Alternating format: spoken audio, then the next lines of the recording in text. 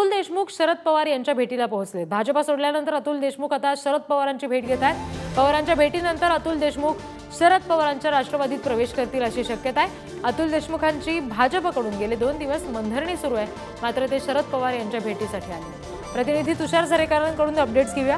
तुषार, आपण नेहमी सकाळपासूनच खरं तर ऐकतोय की आज पत्रकार परिषद घेत आहेत पवार, त्याचबरोबर एक मोठा नेता शरद पवारांच्या राष्ट्रवादीत येणार। अतुल देशमुख हेच ते नाव आहे का?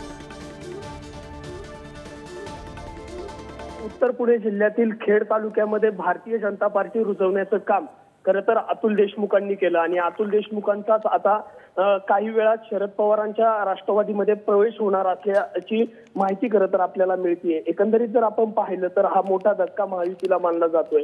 दिलीप मोहितेंच्या आमदारकीच्या कार्यपद्धतीवरती खरं तर अतुल देशमुखांनी नाराजी व्यक्त केली आणि त्यानंतरून त्यांनी भारतीय जनता पार्टीच्या सर्व जे त्यांचे हे होते त्याचे सर्वांचे त्यांनी खरं तर राजीनामे दिलेत आणि एकंदरीत जर आपण पाहिलं तर महायुतीला हा मोठा झटका आहे, कारण अतुल देशमुखांनी भारतीय जनता पार्टी खेड तालुक्यामध्ये मोठ्या प्रमाणामध्ये रुजवलीत आणि त्यातच हा त्यांचा आज पक्षप्रवेश होण्याची चिन्ह आहेत।